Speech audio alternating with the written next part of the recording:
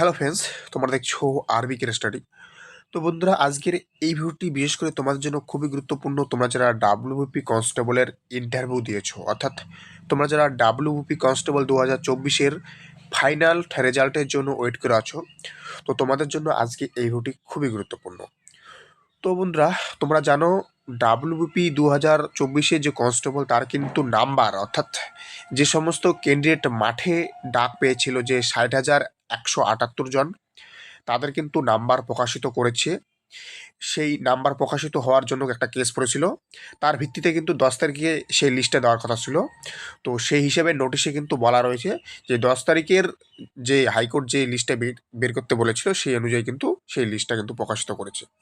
এবং প্রত্যেককে যারা যারা মাঠে শর্ট লিস্টেড হয়েছিল প্রত্যেকের নাম্বার কিন্তু পিআরবি শো করে দিয়েছে।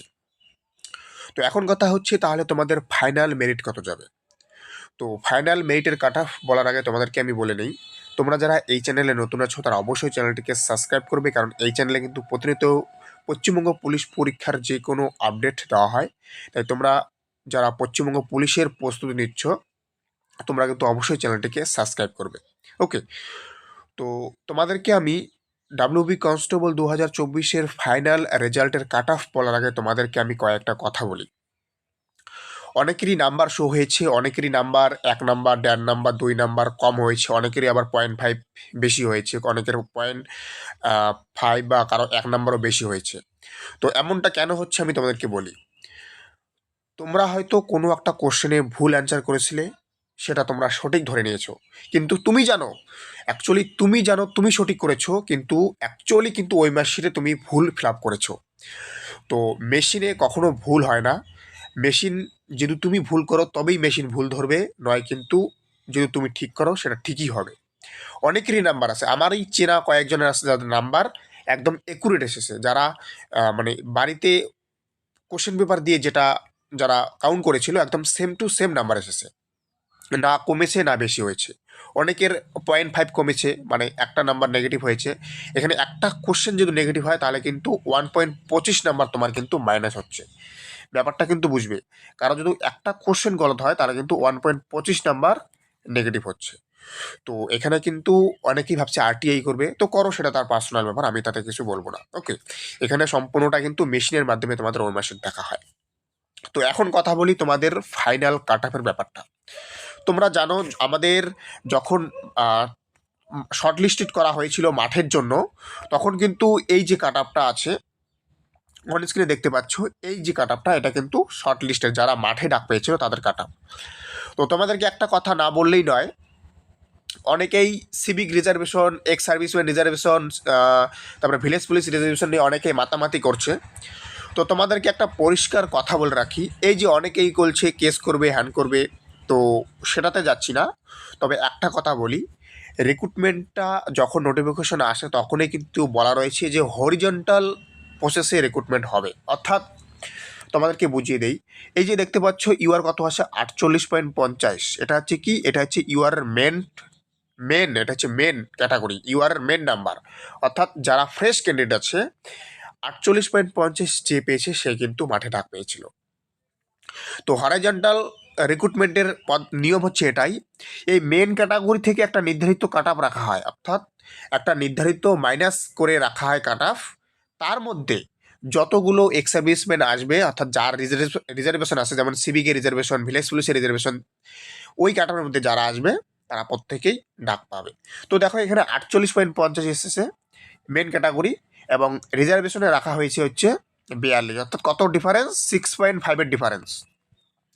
এই 42 নাম্বারে, অর্থাৎ এই 42 যে রাখা হয়েছে, এই 42-এর মধ্যে যদি একজন ছাত্র নাও আসে, করার কিচ্ছু নেই।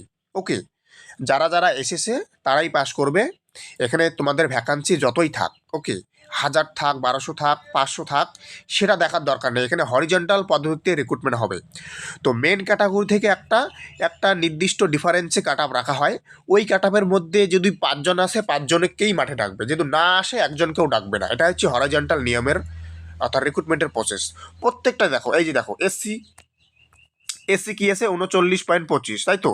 এখান থেকে রিজার্ভেশনে কি আছে, home guard, civic volunteers, village police, ex serviceman কত আছে 32.75, ডিফারেন্স কত 6.5।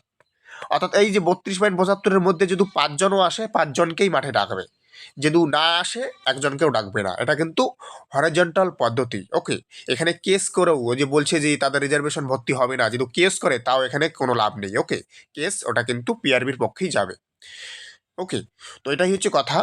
তো এখন কথা হচ্ছে তাহলে তোমাদের ফাইনাল মেরিট কত যাবে। তোমাদেরকে বলে রাখি, UR category, SC ST OBC প্রত্যেকটাই বলবো, তবে যদিও বা আমি যেটা বলতেছি সেটা হচ্ছে এক্সপেক্টেড, আশা করি এর মধ্যেই যাওয়ার সম্ভাবনা রয়েছে। পরে দেখা যাবে যখন মেরিট আসবে। ওকে, তো সবার প্রথমে বলি ইউআর ক্যাটাগরি। ইউআর ক্যাটাগরি এবং তার সাথে আমি বলবো সেফ জোন কোনটা, অর্থাৎ কত নাম্বার থাকলে তুমি চাকরিটা পাবে আশা করা যাচ্ছে, সেটা আমি বলবো। আগে কাট অফটা বলে নিই। ইউআর ক্যাটাগরিতে যারা বিলং করো তারা যদি 62 থেকে 63-র মধ্যে পাও, অর্থাৎ আমি তোমাদেরকে বলে রাখি, তোমাদের প্রত্যেককে তোমরা নাম্বার দেখে নিয়েছো, প্রত্যেককে তোমরা যে নাম্বার আছে তার থেকে তোমরা 8 নাম্বার বাড়াবে। ওকে, 8 নাম্বার ইনক্রিজ করবে, 8 নাম্বার। তোমাদের যে নাম্বার আছে প্রত্যেক ক্যাটাগরি, এসসি এসটি ওবিসি বলবো না, প্রত্যেক ক্যাটাগরি থেকে তোমাদের যে নাম্বারটা আছে, তোমাদের যারা শর্ট লিস্টেড হয়েছিল, যারা ইন্টারভিউ দিয়েছিলে, তোমাদের যে নাম্বারটা আছে সেই নাম্বারের সাথে তোমরা 8 নাম্বার যোগ করবে। এটা হচ্ছে অ্যাভারেজ নাম্বার। ওকে, এর নিচে খুব কম দেয়, 8 নাম্বার যোগ করবে। যোগ করার পরে আমি যে আজকে কাট অফটা বলছি, এই কাট অফ যারা ক্লিয়ার করছো তারা অবশ্যই চাকরিটা আশা করি পাবে। এটা হচ্ছে ইউআর ক্যাটাগরি, বললাম কত 62 থেকে 63.5, এটা হচ্ছে ইউআর। এসসি কত, এসসি হচ্ছে 51 থেকে 53.5, 53.5। ওকে, এসটি কত, এসটি হচ্ছে 42 থেকে 44। এর মধ্যে যারা আছো তারা অবশ্যই আশা করি কিছু হবে short listed. Okay, OBC A এবং ওবিসি বি আমি একটাই কাট অফ রাখবো, তার জন্যই আমি কাট অফটা রাখছি হচ্ছে 53 থেকে 56। ওকে, ওবিসি এ এবং ওবিসি বি, এ এবং বি। ওকে, এবং ইডাব্লিউএস কি, ইডাব্লিউএস হচ্ছে 40 থেকে 42 ইডাব্লিউএস। তো তোমাদেরকে এটা হচ্ছে মেল। আবারও বললাম, কারারটা তোমরা স্ক্রিনশট করে রাখো।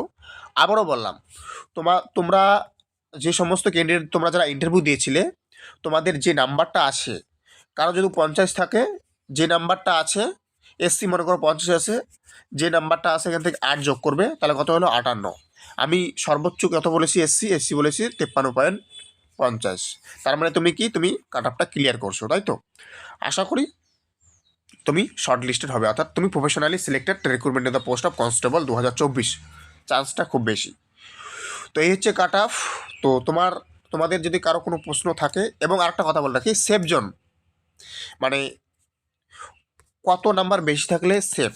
দেখো, আমরা আগের রিক্রুটমেন্টগুলোতে দেখেছি সাধারণত যারা 6 থেকে 8 অথবা 5 থেকে 7 নাম্বার বেশি থাকে তারা কিন্তু 99% সেফ থাকে, সেফ জোনে থাকে।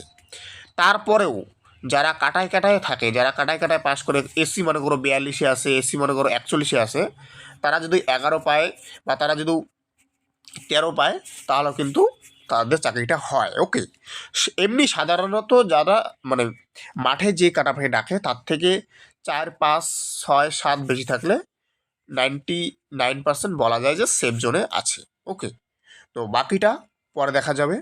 অবশ্যই খুব দ্রুত তোমাদের মেরিট আসার সম্ভাবনা রয়েছে। তো কবে আসবে এই মুহূর্তে আপডেট নেই, তবে খুব দ্রুত আসার সম্ভাবনা রয়েছে। 17 তারিখের হ্যারিংটা আসুক, আমি অবশ্যই তোমাদেরকে বলবো। তো থ্যাংক ইউ ফর ওয়াচিং আরবি কেয়ার স্টাডি। দেখা হচ্ছে আবার নতুন কোনো আপডেটের সাথে।